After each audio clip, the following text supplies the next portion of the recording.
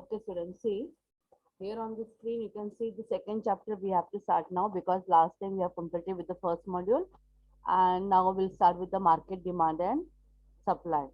I think we have seen all the basic tools and economic analysis and therefore we have said like our chapter was over, the first one. Okay, now we are talking about the second one, market demand and supply. Market demand and supply, this point you have already studied in your 12th standard, so it will not be difficult for you to understand what exactly the market demand and supply is. Okay, introduction, I am just reading the introduction here, then we'll start. See, one of the most important areas of studies in business economy is the market. Producer produce for the market where the interaction between the demand for and supply of a product determine its price. See, we all know like when we talk about the demand and the supply of a commodity, लेकिन दोनों में क्या import रहता है कि दोनों में जब डिमांड एंड सप्लाई दोनों कर्व जब एक दूसरे के साथ इंटरसेक्ट करते हैं, so that is called as your equilibrium price. मतलब this is the price which will be affordable for the consumer also and it will be affordable for the producer also. ठीक है, so therefore only demand is not so important, even the supply factor is also important. So दोनों मिलके price decide होता है किसी भी commodity का. The price of a product and its sales determine the total revenue from which total cost is deducted to arrive at a firm's profit or loss. A business enterprise survival, success, and the failure depend upon what price the market determines for its product. In a market situation, price is determined by the demand for the product and the supply of a product. The equilibrium price of a product is the price at which market clears itself, that is at this price the demand for the product is exactly equal to its supply. So every market tends to settle at this equilibrium price. In order to understand market equilibrium, we need to study market demand and supply. तो उन्होंने कहा है कि चलो मान लिया कि तुम्हारे कमोडिटी के लिए डिमांड भी रहेगा मार्केट में, you have the demand for your commodity, but the demand is on a certain price which is not profitable for you, which is like as a producer. मतलब तुम लोग कमोडिटी प्रोड्यूस कर रहे हैं, commodity के लिए demand भी है, लेकिन कमोडिटी लोग उसको बहुत चीप रेट में खरीदना चाहते हैं और वो रेट पे अगर आप सेल करोगे तो आपको कुछ भी प्रॉफिट नहीं होने वाला है. So ultimately what you will going to do here, you will going to stop that business only. Okay, you will stop selling the commodity only. Okay, so therefore they are saying कि not only the demand, the supply is also important and सबके पीछे एक ही चीज रहती है, that is the price of the commodity. जो price रहेगा that will only make you to determine whether you have to stay in the market or not. Okay, yeah, that price only itself will going to determine whether you are in the profit or you are in the loss. So इसके लिए whenever we are talking about the demand and supply, so there we should also give importance to the price of the commodity. Now let's talk about the demand here. Okay, demand मतलब क्या रहता है. देखो यहाँ पे एक simple meaning में देखा जाए तो डिमांड मतलब जो तुम लोगों ने 12th स्टैंडर्ड में पढ़ा हुआ है उसके हिसाब से demand it mean, do you all remember what is demand? अगर कोई बता पाएगा मुझे तो, अगर याद आ रहा है what is demand, the meaning of demand. Yes, demand refers to desire which is backed by, remember? Yes student. Yes, ma'am. हाँ थोड़ा याद करो, demand refers to desire which is backed by what? तुम लोगों ने 12th स्टैंडर्ड में पढ़ा रहेगा ना मीनिंग ऑफ डिमांड, और ये कंटिन्यूसली टीचर ने पूछा भी रहेगा आपको बिकॉज ये मीनिंग के ऊपर तो बहुत सारे क्वेश्चन आते हैं. तो what do mean by the demand? अगर इकोनॉमिक टर्म में हम लोग डिमांड को डिफाइन करेंगे तो कैसे करेंगे? यस, नहीं याद आ रहा है? Demand is backed by willingness to purchase and ability to pay. Yes, and ability to pay. So demand refers to what? Demand refers to desire. सबसे पहले हमारे पास desire होनी चाहिए, मतलब इच्छा होनी चाहिए कि वो जरूरत होनी चाहिए कि वो कमोडिटी मुझे खरीदनी है. ठीक है, तो फर्स्ट सबसे इम्पोर्टेंट है that is desire, that you want to buy that commodity, it is your requirement. Okay, so demand refers to desire which is backed by ability to pay and willingness to buy the commodity.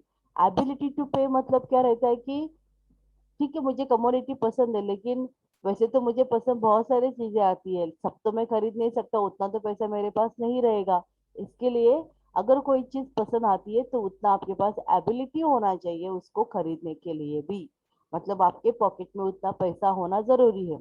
So you should have affordability, you should have ability to pay for that commodity. And then again, you should have willingness to buy also. Willingness to buy, it means what कि जो price पे आपको मिल रहा है वो commodity, you should feel happy on that कि हाँ चलो मुझे मतलब ठीक प्राइस पे मिल गया, अच्छे प्राइस पे मिल गया करके. यू शुड नॉट फील कि अरे मुझे बहुत महंगा पड़ गया, तो आपको वो हैप्पीनेस नहीं मिलेगा. The moment you will understand कि नहीं मुझे, मैं लॉस में होकर के ये कमोडिटी खरीद के मुझे और इस सस्ते में मिलना चाहिए, ये कमोडिटी उतना वर्थ नहीं करता है फिर भी मैंने इतना ज्यादा पैसा खर्च कर दिया.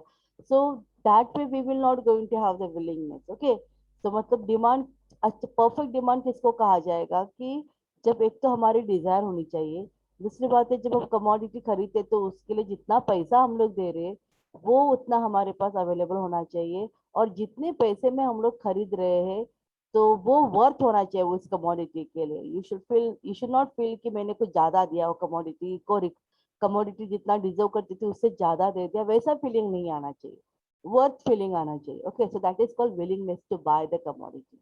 ओके, सो ये तीन फैक्टर ध्यान में रखना स्टूडेंट, इसके ऊपर एमसीक्यू भी आएगा. Demand refers to desire which is backed by ability to pay and willingness to buy the commodity. Meaning is clear? ये समझा आपको? ये Yes, समझा? ma'am. ठीक है. Now the next one. Okay, what is, अच्छा और उन्होंने एक मिनट, एक मिनट.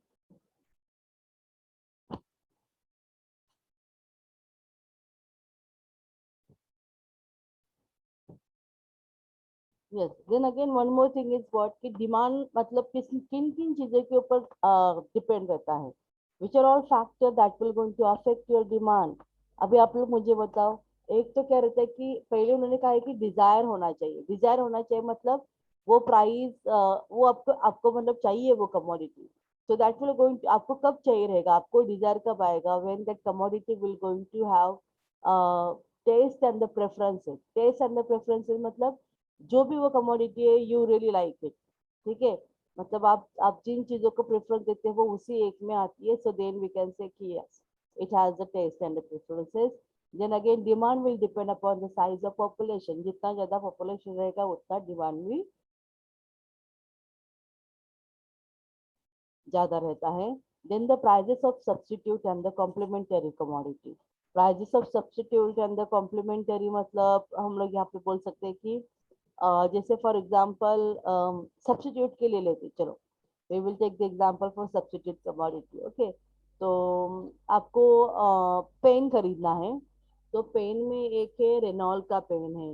रेनॉल का पेन भी 10 रुपए में है, और लेक्सी का भी पेन सपोज, लेक्सी हम लोग ले सकते हैं, चलो हम लेक्सी का पेन भी 10 रुपए में अवेलेबल है. तो आपके पास एक चॉइस है, तो आपको कौन सा अच्छा लगता है, रेनॉल्ड अच्छा लगता है या फिर लेक्सी अच्छा लगता है. तो वो होता है कि उसके अकॉर्डिंग मतलब आप किसको प्रिफर करोगे. ओके, और उसका प्राइस क्या है. अगर लेक्सी का प्राइस 2 रुपए से कम रहेगा रेनॉल्ड से, then you will prefer Lexi. ठीक है, तो आई गेटिंग. जो सब्स्टिट्यूट कमोडिटी रहते हैं उनका प्राइस क्या है उसके अकॉर्डिंग भी डिमांड अफेक्ट होता है. Then again we can say natural and the geographical and the social factor. Natural factor मतलब आप जिस पर्टिकुलर सीजन में है तो सीजन के अकॉर्डिंग वहाँ पे डिमांड रहेगा एक पर्टिकुलर कमोडिटी का. Then geographical, yes, depend upon कि आप कौन से क्लाइमेट में हो, वो एक अफेक्ट करेगा. सोशल फैक्टर मतलब अगर कोई फेस्टिवल वगैरह चल रहा है तो वो फेस्टिवल के according you will going to demand the commodity. So this way, the demand for the commodity will going to be depend upon the many other factors also. Desire तो होती है लेकिन डिजायर के साथ में एबिलिटी भी रहती है, विलिंगनेस भी रहती है. लेकिन ये सब के पीछे यही रहता है कि मुझे वो कमोडिटी क्यों चाहिए, because this is according to my taste and preferences, this is according to the season requirement, और we can say this is better than the substitute good prices, this is better as this is coming into the complementary commodity और मेरे लिए वो affordable है. तो ये सब चीजें रहती है कि जो अफेक्ट करती है डिमांड को. ठीक है, now will talk about the demand schedule and demand को. आपको literally separately factors affecting demand का रहेगा, उस टाइम पे और डिटेल में इसके बारे में डिस्कस करेंगे. अभी जस्ट मैंने आपको रफली बता दिया. ओके,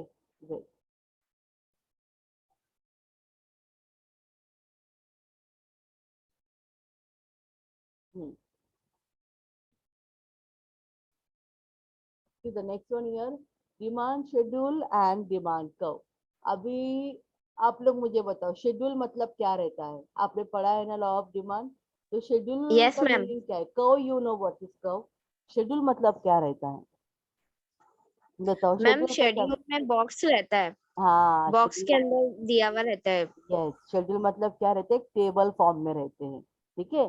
तो वो टेबल में उन्होंने डिमांड के बारे में डिटेलिंग दिया रहता है, मतलब एक डिमांड शेड्यूल मतलब it is in the tabular format, tabular format में आपको बताया जाएगा what is the demand situation, and then the demand का उसके अकॉर्डिंग हम लोग डायग्राम निकालते हैं और कर्व निकालते हैं, that is called your demand curve, ठीक है।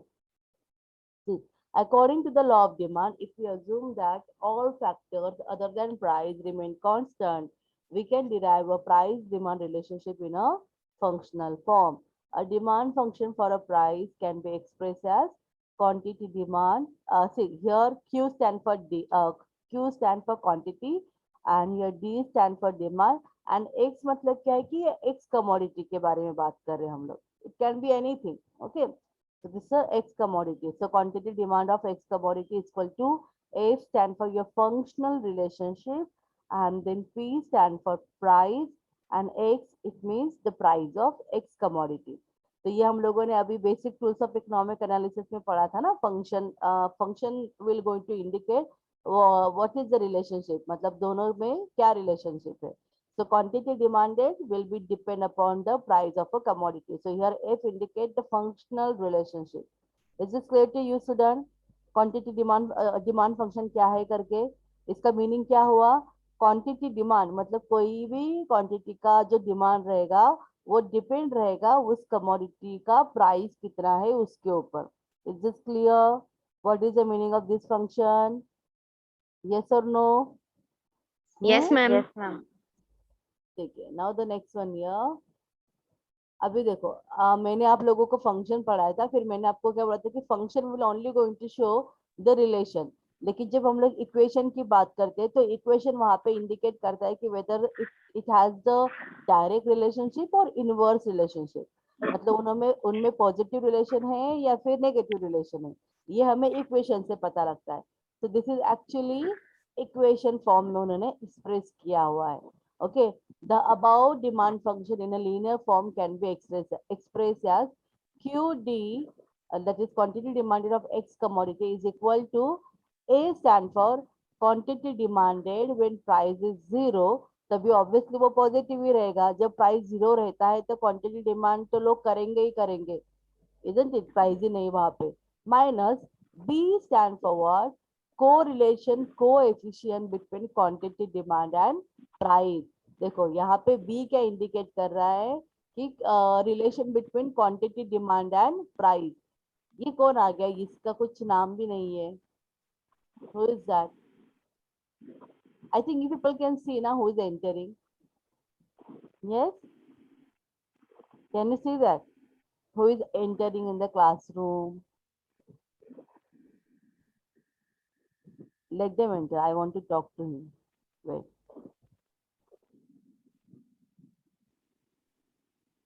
ज्वाइनिंग दिखा रहा है लेकिन ज्वाइन नहीं हुआ अभी तक. ठीक है.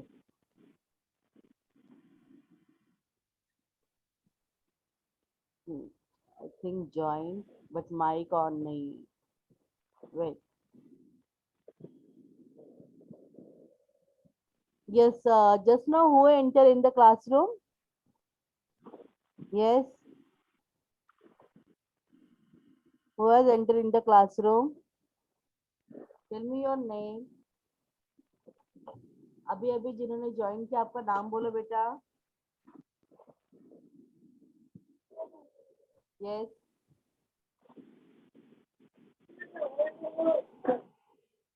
Yes, what is the name? Jennifer. Is it? Yes, Jennifer.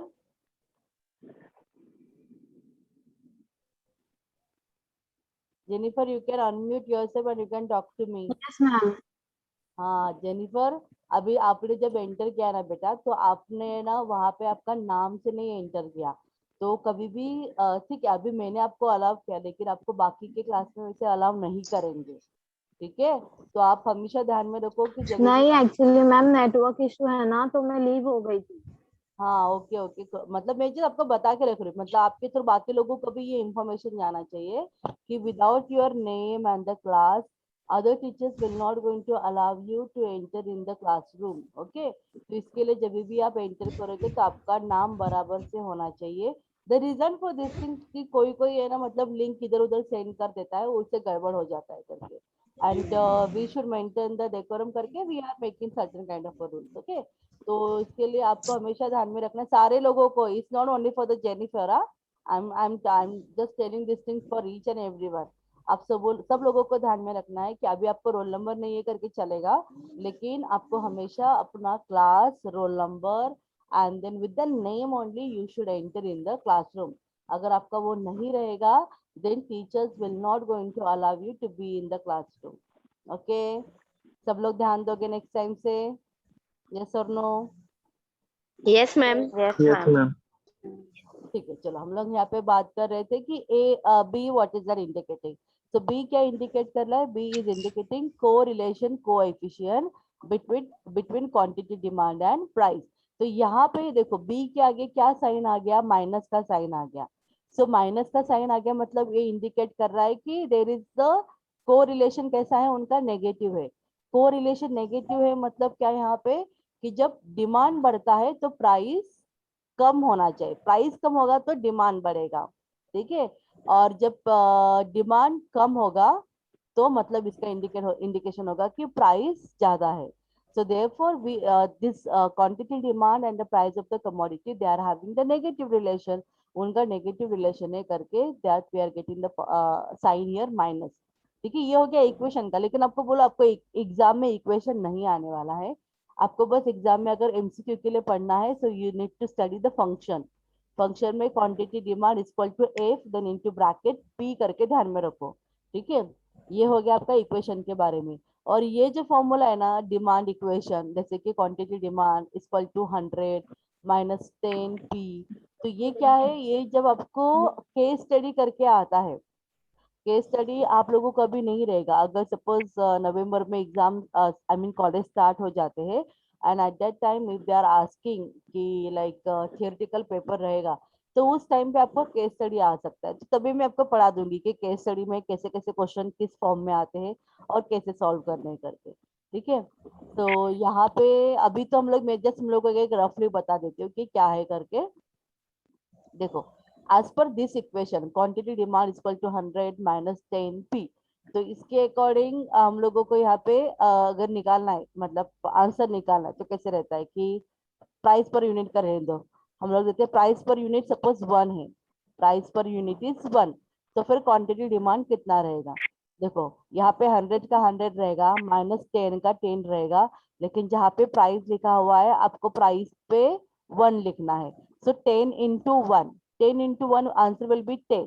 So 100 minus 10 90। Okay, same thing जब प्राइस 2 रहेगा तो यहाँ पे मैं क्या करूंगी? p की जगह पे 2 लिखूंगी। सो उसका मीनिंग होता है 10 into 2, 10 into 2 how much student? 10 into 2 20। So 100 minus 20 कितना आएगा? 100 माइनस 80. 80। इसके लिए जब प्राइस 2 था तो क्वांटिटी डिमांड था 80। ओके, अभी प्राइस 3 रहेगा तो कैसे करोगे आप लोग बताओ मुझे? p की जगह पे क्या लिखोगे? 3. 3। प्राइस 3। हाँ, सो 10 into meaning of this is 10 into 3, 10 into 3 how much? 30. 30। so 100 minus 30 how much? 70. 70। Okay, तो ये आपका आंसर है। इस वजह से यहाँ पे ये आपका ऐसे फॉर्म में केस स्टडी आता है। ओके, लेकिन आपको अगर डायग्राम निकालना है उसके फॉर्म में आपको एक्सप्लेन करना है तो आप लोग डायरेक्टली बाहर करो। कैसे? Price per unit 1 2 3 4 5 6 and quantity demanded, फिर आप पीछे जाओ लाइक 90 80 70 60 50 ऐसे करो। ठीक है, तो ये क्या इंडिकेट कर रहा है कि when the price of a commodities are increasing the demand of that commodity is falling here. बराबर है क्या नहीं? Is this it is indicating by the table, indicate वही कर रहा है Yes, ma'am. टेबल। यस, ठीक है। तो क्या बता रहा है वो कि जैसे प्राइस बढ़ता जा रहा है वैसे क्वांटिटी डिमांड कम होता जा रहा है। So as the and therefore it indicates the inverse relationship between price and quantity demanded. Okay, तो इसी को उन्होंने डायग्राम के फॉर्म में अभी एक्सप्लेन किया है. उन्होंने वहां पे y एक्सेस पे प्राइस लिखा है, x एक्सेस पे क्वांटिटी डिमांड लिखा हुआ है. ठीक है. सो क्वांटिटी डिमांड में उन्होंने पॉइंट ले 10, 20, 30 से लेके 100 तक, एंड प्राइस पे 1 to 6 लाइक 0 से लेके 6 तक. When the price was 0 at that time quantity demand was 100. मतलब 0 प्राइस पे यहाँ पे 100 पे क्वांटिटी डिमांड रहेगा. ठीक है. वही मतलब जो यहाँ के पॉइंट उन्होंने वो ग्राफ में डाले हुए. When price per unit was 1 at that time the quantity demanded was 90. When price per unit was 2 at that time the quantity demanded was 80. Okay, so this way 3 के लिए आएगा तो कितना था? 3 के लिए it will be 70. यहाँ पे उन्होंने दिया नहीं है लेकिन आपको ध्यान में रखना है. ठीक है, मैं ड्रॉ करके दिखाऊँ आप लोगों को. ड्राइंग लेकिन इतना अच्छा नहीं आएगा यहाँ पे स्क्रीन पे. चलो let's see.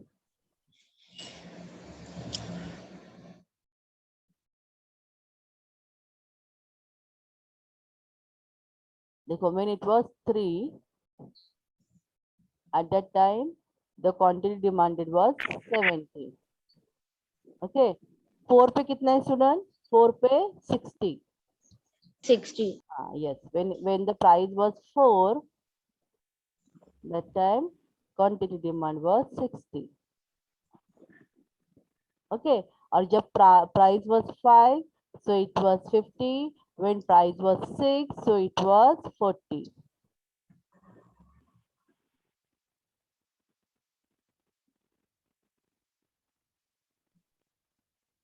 Okay, then what they have did here, उन्होंने सारे पॉइंट्स को ऑल टुगेदर लिया है. Like all this point, all this point they have joined together, and by joining together they got the curve here, that is DD1. So DD1 is actually your demand curve. Why demand curve? Because demand curve is indicating relationship between price and quantity demanded. So यहाँ पे demand को कैसे slope हो रहा है student? It is sloping downward or the upward? Downward. हाँ, as it is sloping downward मतलब वो क्या इंडिकेट कर रहा है? It indicates the inverse relationship between price and quantity demanded. Inverse relationship मतलब यहाँ पे वो नेगेटिव रिलेशनशिप बता रहा है. Okay, this one is great. आप लोगों ने ऐसा डायग्राम निकाला था नहीं प्रैक्टिस के लिए last time? I mean in your 12th standard किया था ना? मैं सबको पूछ रही हूँ. नहीं बड़ा. Yes मैम किए थे. हाँ, यस मैम किया था. Okay good.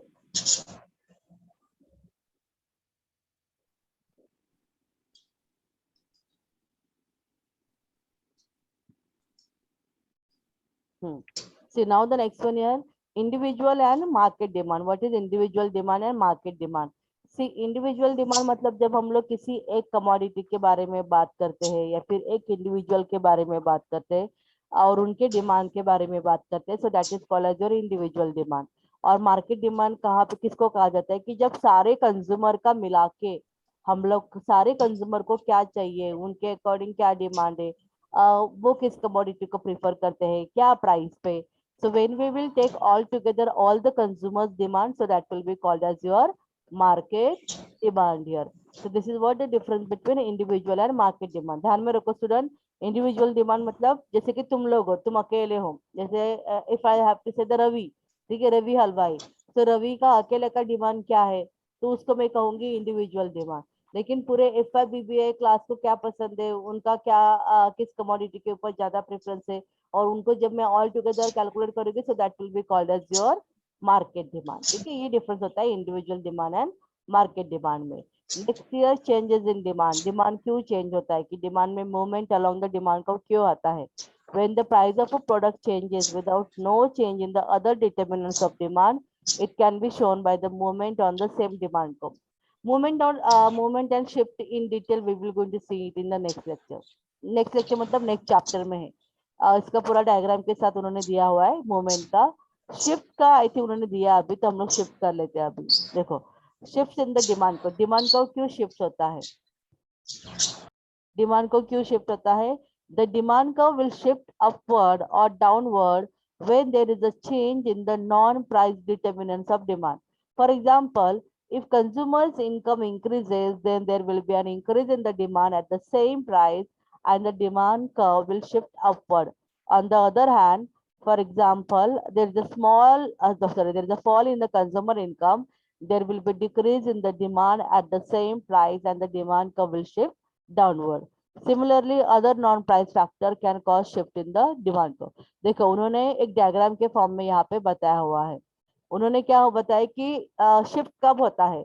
शिफ्ट यहाँ पे प्राइस के वजह से डिमांड नहीं शिफ्ट होगा, नॉन प्राइस जो फैक्टर रहते हैं उसकी वजह से डिमांड शिफ्ट होता है.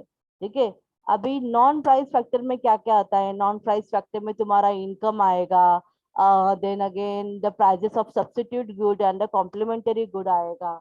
उसके बाद में क्लाइमेट रहेगा, उसके एक सीजन रहेगा, नेचुरल फैक्टर रहेंगे, कुछ सोशल फैक्टर रहेंगे. उसकी वजह से जब डिमांड चेंज होता है तो at that time there will be shift in the demand curve. ठीक है, तभी शिफ्ट आता है. देखो यहाँ पे उन्होंने डायग्राम के फॉर्म में बताया है. y एक्सिस पे price and on the x axis we are measuring quantity demanded. और ये जो डिमांड कर्व है ये आपका नॉर्मल डिमांड कर्व है. ठीक है, ये डिमांड कर्व अपवर्ड शिफ्ट हो रहा है और ये डिमांड कर्व डाउनवर्ड शिफ्ट हो रहा है. तो ऐसे क्यों हो रहा है, क्या रीजन है इनके पीछे. Okay, see the initial demand curve is dd and then D1 क्या इंडिकेट कर रहा है, वो जैसे ऊपर है तो इसका मीनिंग है कि डिमांड बढ़ गया करके. लेकिन ये जो D1 है ये भी सेम प्राइस पे ही है, P1 पे ही है. ठीक है, price is P1, price is the same. हाँ, प्राइस यहाँ पे चेंज हुआ है क्या, नहीं. भले ही तुम्हारा डिमांड जो पहले dd कर्व था वो आगे बढ़ के D1 हो चुका है, विच इंडिकेट्स कि डिमांड पहले था Q तक का और अभी वो Q1 क्वांटिटी तक का हो चुका है. मतलब यहाँ से Q से Q1 तक बढ़ चुका है. लेकिन इन डिमांड बढ़ने का रीजन क्या है.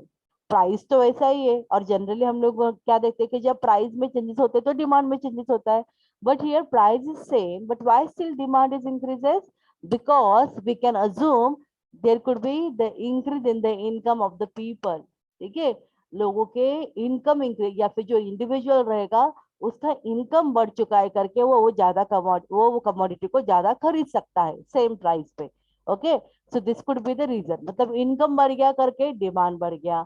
अदरवाइज मैं कहूंगी कि जो कमोडिटी थी उसकी जो सब्स्टिट्यूट कमोडिटी थी उनके प्राइसेस बहुत ज्यादा बढ़ गए करके लोग अभी क्या करेंगे, यही कमोडिटी को ज्यादा खरीदेंगे. ठीक है, ये कमोडिटी का प्राइस बढ़ा है क्या, नहीं, वो ऐसा ही है. लेकिन उसके वो कमोडिटी के लिए जो सब्स्टिट्यूट कमोडिटी थी, जैसे कि मैंने पेन का एग्जांपल दिया, एक मैंने रेनॉल्ड का दिया, एक मैंने लेक्सी का दिया. पहले रेनॉल्ड या लेक्सी दोनों का भी 10-10 रुपए का था. ठीक है, लेकिन अभी क्या हो गया कि रेनॉल्ड का 10 रुपए का ही रह गया लेकिन लेक्सी 8 रुपए का हो गया. तो सब लोगों ने डिसाइड किया कि नहीं चलो वही प्रेफर करते, 2 रुपया कम है करके. तो अचानक से क्या होता है, लेक्सी का डिमांड बढ़ जाता है सेम प्राइस. मतलब यहाँ पे नहीं, लेकिन यहाँ पे नॉन प्राइस कंपटीशन कहाँ हुआ है. नहीं, तो हम लोग यहाँ पे ये अज्यूम करेंगे कि लेक्सी का प्राइस कम नहीं हुआ है ना ज्यादा हुआ है. लेक्सी का प्राइस 10 रुपए हो गया है लेकिन रेनॉल्ड ने उनका प्राइस बढ़ा दिया. तो रेनॉल्ड ने प्राइस बढ़ा दिया करके लोग अभी रेनॉल्ड नहीं खरीद रहे, रेनॉल्ड खरीदने वाले लोग भी अभी लेक्सी को ही खरीद रहे बिकॉज लेक्सी का प्राइस नहीं बढ़ा हुआ है. Because here we have to show there is no change in the price of the commodity. Okay, so लेक्सी का प्राइस तो 10 रुपए ही रहेगा, रेनॉल्ड का प्राइस 15 रुपए हो गया करके लोग उसको नहीं खरीद रहे, लोग लेक्सी को खरीद रहे हैं. And because of this factor there will be the increase in the demand. तो ये डिमांड कर्व है shifted upward. Now the next one year, चलो इनिशियली तुम्हारा डिमांड कर्व dd है लेकिन अभी तुम लोगों को नया डिमांड को मिलेगा दैट इज D2. वो इंडिकेट कर रहा है कि पहले क्वांटिटी डिमांडेड Q था, OQ था, लेकिन अभी क्वांटिटी डिमांडेड OQ2 हुआ है. तो मतलब ऐसे क्यों हुआ, क्यों वो डिमांड कम हो चुका, मतलब व्हाई द डिमांड को है शिफ्टेड हियर. प्राइस तो सेम था, प्राइस में तो चेंजेस नहीं हुए, तो फिर क्यों डिमांड कम हो गया. डिमांड इसके लिए कम हो गया कि शायद लोगों के पास अभी इनकम नहीं है, उनका इनकम कम हो गया है. Second thing we can say कि जो सब्स्टिट्यूट कमोडिटी थे जैसे कि रेनॉल्ड और लेक्सी के थे, तो ये हम लोग बात करें कि लेक्सी के डिमांड के लिए. ठीक है, लेकिन रेनॉल्ड ने क्या किया, वो 10 रुपए वाला पेन उनका जो था वो उन्होंने 5 रुपीज पे कर दिया.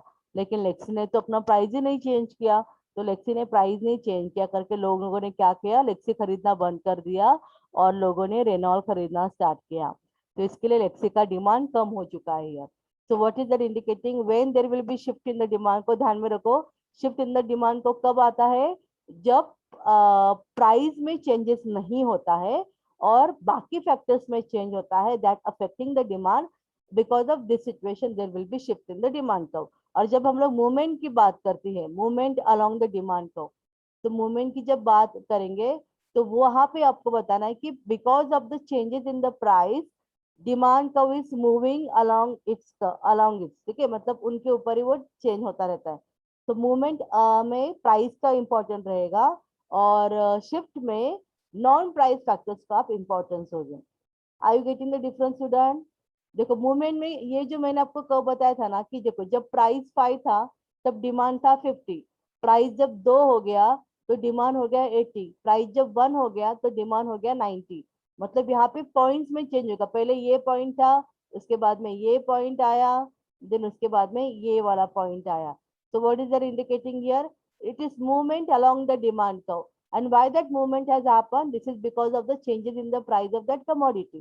Okay, but when we were talking about the shift in the demand को, shift में तो प्राइस में चेंज ही नहीं हुआ था, प्राइस में ना चेंज हुए भी डिमांड का बढ़ रहा था, डिमांड इंक्रीज, डिमांड का ऊपर या नीचे शिफ्ट हो रहा था, मतलब डिमांड बढ़ रहा था, कम हो रहा था. उसके पीछे क्या रीजन था? That was all the non price factor. ठीक है, वहां पे नॉन प्राइस फैक्टर से करके डिमांड इंक्रीज और कम हो रहा था.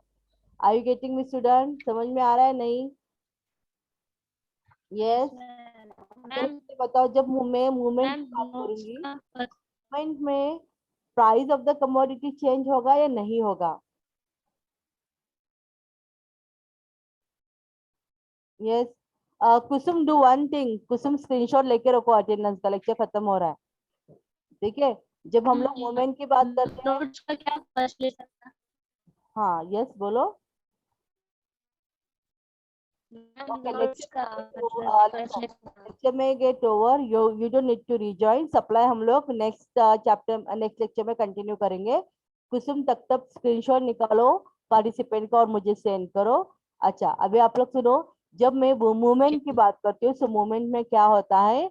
मूवमेंट में प्राइस चेंजेस होता है. और जब मैं शिफ्ट की बात करती हूँ, shift in the demand curve की बात करती हूँ, तो shift in the demand curve में प्राइजेस, जो कमोडिटी का प्राइस है उसमें चेंज नहीं होता है. जो अदर फैक्टर है उस कमोडिटी से रिलेटेड उनमें चेंज होता है करके वहां पे डिमांड आगे और मतलब बढ़ता है और कम होता रहता है. Is this clear to you student? Yes और no? Yes ma'am. Okay yes ma'am. Okay. चलो देन शाला एंड द मीटिंग. सप्लाई हम लोग नेक्स्ट लेक्चर में पढ़ेंगे, अभी हम लोगों ने डिमांड पढ़ लिया. Okay okay ma'am. ओके, चलो bye bye. Bye ma'am. And be regular for the lecture, all of Bye, you. ma'am.